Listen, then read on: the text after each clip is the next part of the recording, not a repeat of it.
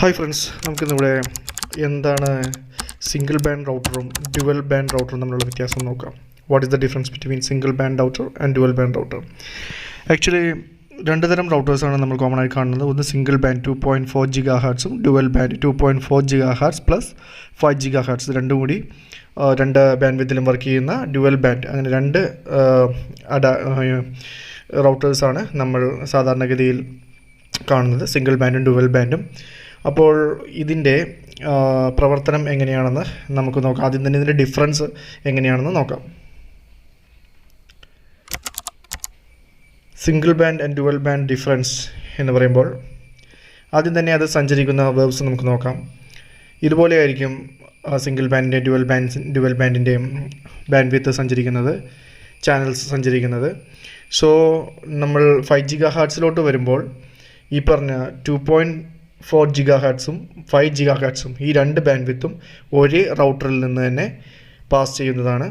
അതാണ് dual band router എന്ന് തന്നെ വിളിക്കുന്നത്. കാരണം 2.4 GHz 5 GHz കാണിക്കും. നമ്മളുടെ വൈഫൈ, അതായത് വൈഫൈ സെറ്റിങ്സിൽ മൊബൈലിലാണെങ്കിൽ ലാപ്ടോപ്പിലാണെങ്കിലും രണ്ട് പേരുകൾ കാണിക്കും. ഒന്ന് 5 GHzൻ്റെയും ബാൻഡ് വിത്തിൽ കാണിക്കും, 2.4ലും കാണിക്കും. ഈ 5 GHz റൗട്ടറിൽ ഇങ്ങനെ രണ്ട് പേര് കാണിക്കും, രണ്ട് ബാൻഡ് വിത്ത്.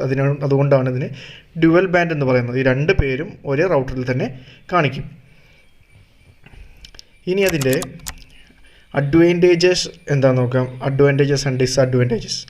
ഇപ്പോൾ നമ്മൾ 2.4 ബാൻഡ് വിത്ത് സിംഗിൾ ബാൻഡ് റൗട്ടറുകളെ കുറിച്ച് പറയുകയാണെങ്കിൽ, സിംഗിൾ ബാൻഡ് റൗട്ടറുകൾ ഇപ്പോൾ നമുക്ക് ഇവിടെ കാണാം.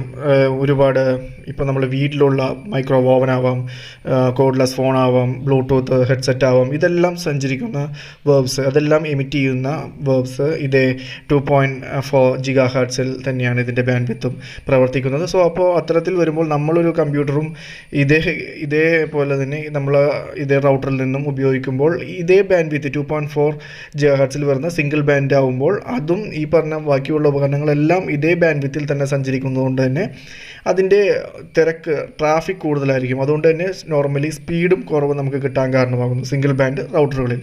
അപ്പോഴാണ് നമ്മൾ എന്ത് ചെയ്യുന്നത്, ഡ്യുവൽ ബാൻഡ് റൗട്ടറുകൾ ആശ്രയിക്കുന്നത്. ഡ്യുവൽ ബാൻഡ് റൗട്ടറുകൾ ആശ്രയിക്കുമ്പോൾ അത് 5 GHz ബാൻഡ് വിത്തിലാണ്, രണ്ടിലും, അതായത് 2.4ലും 5 GHz ഈ രണ്ട് ബാൻഡ് വിത്തിലും ഫ്രീക്വൻസി പ്രൊവൈഡ് ചെയ്യുന്നതുകൊണ്ട് തന്നെ 5 GHz യൂസ് ചെയ്യുകയാണെങ്കിൽ നമുക്ക് ആ ഒരു റഷ് അല്ലെങ്കിൽ ആ ഒരു തിരക്ക് ഒഴിവാക്കാനും നമുക്ക് കൂടുതൽ സ്പീഡ് ലഭിക്കുകയും ചെയ്യുന്നത് അങ്ങനെയാണ്. ഡ്യുവൽ ബാൻഡ് റൗട്ടറുകളിൽ കൂടുതൽ സ്പീഡ് ലഭിക്കുന്നത് ഈ പറഞ്ഞ പോലെയാണ്.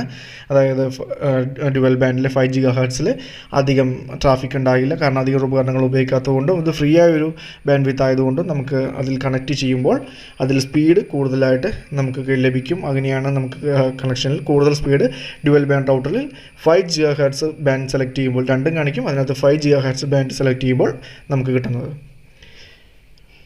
ഇനിയിപ്പോൾ നമ്മുടെ വീട്ടിൽ ഇതൊന്ന് വെക്കുമ്പോൾ എങ്ങനെയാണ് ഇതിൻ്റെ ഒരു ഡിസഡ്വാൻറ്റേജസ് എന്താണെന്ന് നോക്കാം. ഇപ്പോൾ ഇത് കാണിച്ചിരിക്കുന്നത് സിംഗിൾ ബാൻഡാണ്, നോർമൽ റൗട്ടറിൻ്റെ ബാൻഡ് വിത്താണ് കാണിച്ചിരിക്കുന്നത്. അതായത് 2.4 GHz പോകുന്ന റൗട്ടറാണ് കാണിക്കുന്നത്. അപ്പോൾ അതിൻ്റെ നല്ല ലെങ്ത്തിൽ, അതായത് വളരെ നീളത്തിൽ അത് വാളുകൾ പെനട്രേറ്റ് ചെയ്തു പോകാൻ ഈ ഫ്രീക്വൻസി 2.4ന് സാധിക്കും.